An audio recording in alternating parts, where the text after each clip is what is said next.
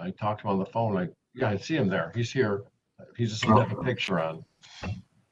Councilor Carney, are you there?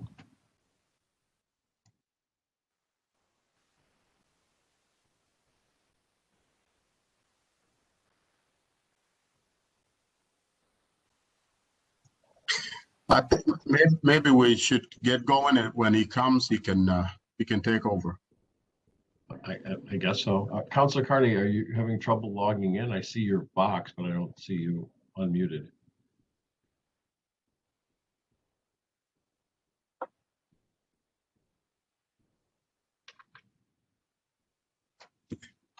All right, let's get going. All right, can you hear me? Can you hear me yes, now? Yes. Okay, great. Sorry, I kept trying to log on and it was kicking me off. I don't know. It's my internet connection. I just plugged into the Ethernet. So, all right. It's after 1:30. We'll get the meeting to order. I've got, I believe it's 7 items on the agenda today. I don't know. I think the first one, I don't know, Neil, is that you? Maybe you want to start that off?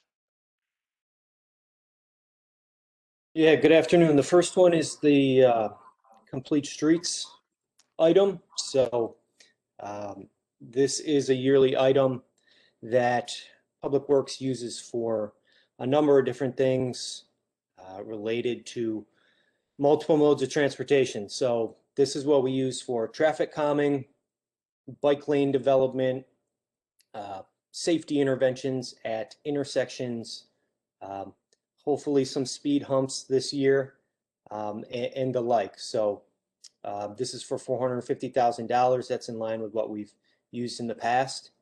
And if there's any questions on it, happy to answer. Neil, has there been any thoughts put into maybe putting bike lanes on Salina? You know, as you know, Salina is one of the longest streets. Any thoughts at all? Salina, Valley Drive, Seneca Turnpike. Yeah, and Councilor Majuk, that's a good point. We do have, I mentioned bike lane development. We do have a guiding master plan in place that was adopted by council in 2014. It's been a little slow to develop, but it is all encompassing citywide, and Salina Street is on there. So when you see larger tip projects come through, like the Salina Street mill and pave this year, that will include bike lanes because it's part of the bike plan. So there are plans in place. Specifically with this year, it depends on a number of factors. We had to delay some of our bike lane development in years past because we didn't have a striping contract. You know, last year it was cut, but we're hoping to get rolling with this. And while there isn't any specific plans for Salina Street, you know, we're always happy to take another look if we're going to be down there as well. Okay. And as well as Valley, any thoughts on Valley as well? Yeah, Valley's a little tougher. It's a little narrower of a street, but again, I'd have to reference the plan, the bike infrastructure master plan, but I believe Valley Drive, or at least a portion of Valley Drive, is on there. Okay, and I take it the plan is going to is for this year, is it? Right? No, the plan is sort of our end goal, where we want to have bike infrastructure in place citywide. So we take bits and pieces of that each year as projects come up. Again, if we're milling and paving a street and it's on the bike plan, that's sort of our go ahead. But there are other ways in which we'll go down there and just stripe something, even if it's not part of a mill and pave. But Salina and Valley Drive weren't on the docket this year yet, but it's not fully planned out where we're going to do all of the bike lanes. I'm sorry, Neil. So what's when you talk of third district, what's in that plan for third district? What street? This year? Yes. We have, I believe we have some speed humps going in the third district. There's no bike lane development planned in the third district this year, but as I mentioned, we can always take a look. All right. I would like to talk to you offline. Thank you, Councilor Carney. I thought we couldn't do speed humps in the city. We can't do speed bumps. There's a technical difference, and we have pulled in an engineer through our term agreements to evaluate some very, very low traffic areas this year where we're going to pilot them. And we're going to study them. We're going to collect the traffic data, radar data, you name it. And if there are issues, we won't do them again. If Gotcha. they work, and that's the plan, we'll have a blueprint to expand out wider and wider. Because it's one of the things that we do hear a lot. Folks really like to hear about the speed humps. Right. Well, that'd be awesome. So I hope that it works out. Thank you.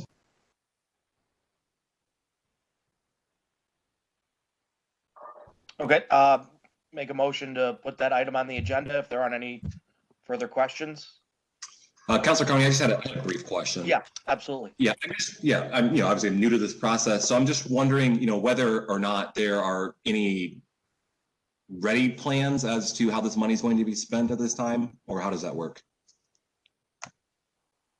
Yeah, we have a few projects in place, things that are being designed now. One of them being the result of plans that were developed in collaboration with the Syracuse Metropolitan Transportation Council, and that is for safer crossings to and from the market area, so the regional market area in the north side. They did a lot of great outreach that showed that is a place where we have poor connectivity right now, and it's well used by a lot of different communities, new American communities, established north side communities. So that's just one example where we'll have to go in, do some pedestrian signal work through the intersections, put in some new sidewalks and curb ramps. It sounds kind of boring, and yes, the dollars add up very quickly, but it's again, those small safety impacts that we can do right now, that's what we use this fund for. Neil, I think what Councilor White and Councilor Majoka are asking for is, in the past, when the request letter came in, you put what you plan to do that year in the letter, so they have a clear idea of where this money is going. I mean, do you have a plan for this year? Because it should be included in the request letter if you do. Yeah, there's a general plan. I don't have it in front of me right now, but it was, I believe it was submitted with this to Director Rudd. Okay, but it also needs to be submitted to the clerk so it can be part of the legislation. That's what I think they're asking for. Yeah, in the past, I know with parks before, when I was, I was on parks, we'd have a Schedule A submitted or something that actually listed out. And again, I understand that it's maybe not every single project has, you don't want to get too specific with certain allocations on things because you may need to shift money around. But if you could in the future just have it laid out for us of projects that are known that, okay, of the $450,000, we, X amount is going to, bike lanes, X amount is going to, cross, whatever it may be. If you can put together a Schedule A for us, just so that we can be a little bit more clear on what everything's being allocated for. No problem. Again, I do think we have some of that ready to go, so I'll look forward and send it over. Thank you. Thanks. Yep, thank you. All right. Any further questions? No, thanks. Okay. So I'm going to make a motion to put this on the agenda. Can I get a second? A second. All right. All in favor? Aye. Okay, great. Next item.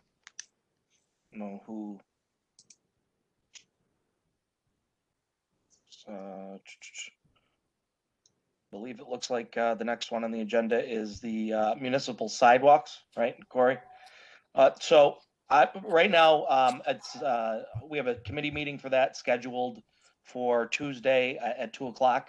Next Tuesday at 2:00. I think it warrants probably having its own separate meeting rather than diving into this meeting. So I'm just going to hold that for now, if that's okay with everyone on the council. And we're holding it at on Tuesday, the 24th at 2:00. And that's, I think, we're probably better fit to dive into this. All right. Sounds good. Okay, great. Looks like the next item up is handful of items. Mary, I think you're up to bat. Yes, I am. Good afternoon, counselors. Happy St. Patrick's Day.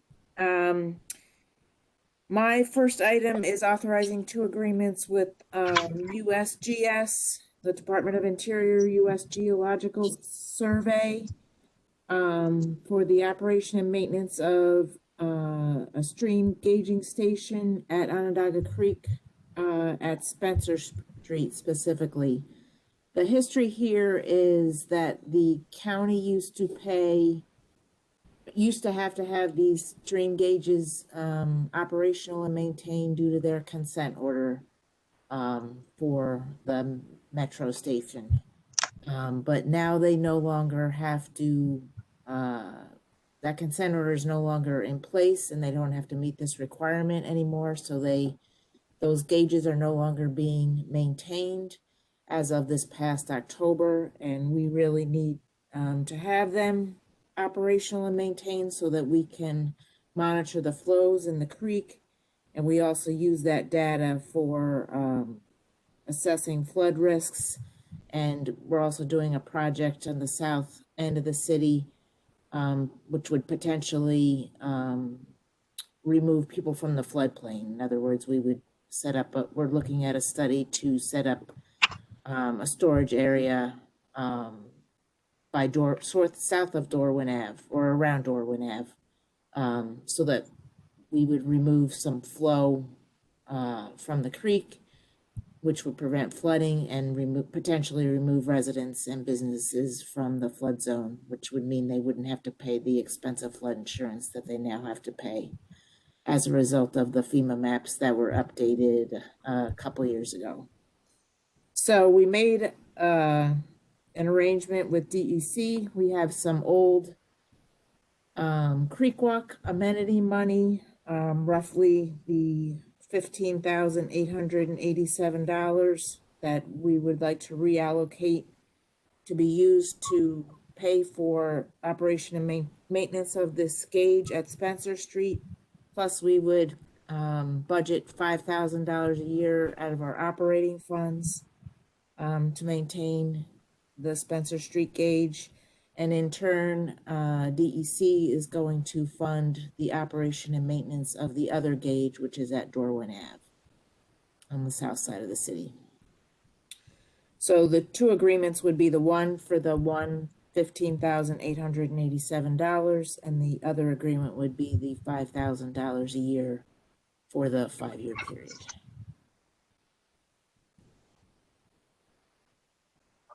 Okay, does anyone have any questions on this item?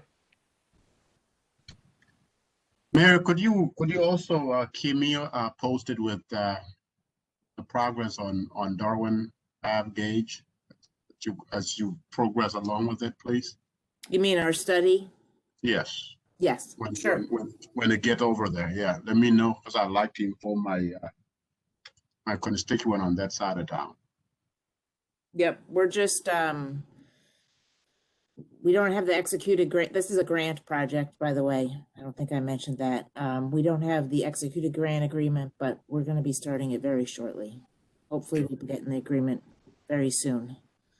So yes, I will keep you abreast of that project, Counselor. I appreciate it. No problem. I'll make a motion to put it on the agenda. Can I get a second? Second. All right, all in favor? Aye. Aye. All right, Mary, next item, it's like Hiawatha Boulevard Sidewalk extension. Yep, some good news here. This is the TIP project that was just completed last fall. We received some additional TIP funding. This is the project where I had to come back to you because we were short on funds. So we used some local money, and we got, what's the amount from SIDA? $520,882 from SIDA funds. And then DOT had some additional TIP money that was an old earmark for the Inner Harbor area. So we rededicated that TIP money to this project to offset our additional costs. So we're asking to amend the agreement with New York State DOT for the $255,269. Of that money, we get 80% federal reimbursement. So that's an additional $204,215 of federal aid. So then we have to reduce the SIDA funding accordingly. Plus, the money, we originally were gonna take roughly $79,000 of our own money. So now, we won't have to use our local money. So CIDA's cost will be reduced from 520,882 down to $395,785. So, we actually have to reimburse, CIDA made payments directly to our contractor for the creek walk associated elements of work, which was per the agreement. So we actually have to reimburse CIDA the overage from the additional tip money that we're going to receive. So there's no net increase to the budget. We're just reallocating the funding. So there's 3 items. 1, amending the agreement with New York State DOT for the tip funds. 1, amending the project authorization to show the correct fund sources. And the 3rd one is amending the agreement with CIDA to reduce the not to exceed amount that they will contribute and to be able to authorize payment to them for the difference in the overage that they paid. Kind of a shell game. Understood. So Mary, what's the total cost to the city, from all of this project? The total cost to the city, I believe, is in the letter.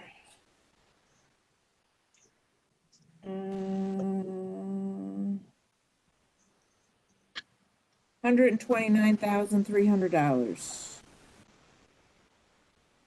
Gotcha. And that represents the money that we have to pay in that's not getting reimbursed. Right. It's Got it. 4.7% of the project. So the total project cost is $3,072,000. That doesn't change. Got it. Thank you.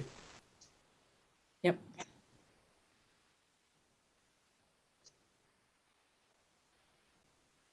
Okay. Any further questions on this item? All right, I'm gonna make a motion to put all 3 of them on the agenda. Can I get a second? Second. All right, all in favor? Aye. Aye. Okay, great. And looks like the last item here on our agenda is the intermunicipal agreement with the Village of Skinny Atlas. Would someone from Water to speak to that item? Yes, Commissioner Maywell here. Good afternoon. This is to renew our agreement with the Village of Skinny Atlas that we have had for the last year to perform their water quality operations, which is inspections and their monthly reports, because they have no certified operators at this point in time. Any questions?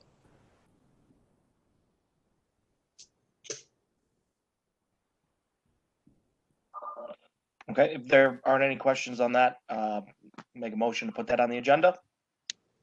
Second. Second. All right, all in favor? Aye. Aye. Aye.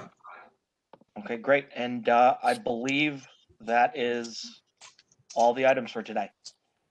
Counselor Carney, just a quick question. You wanted to hold the sidewalk because you're gonna have the meeting. Yes. The meeting is Yes. scheduled for the day before the study session, so do we want to hold it off completely, or do you want to possibly put it on in anticipation of it, then the next day you're gonna have it on the schedule? I would prefer to hold it. So let's hold it till we actually have a meeting on it. Okay. All right. Okay. All right. That's all. Thanks everybody. Have a nice rest of your day. All right, thank you.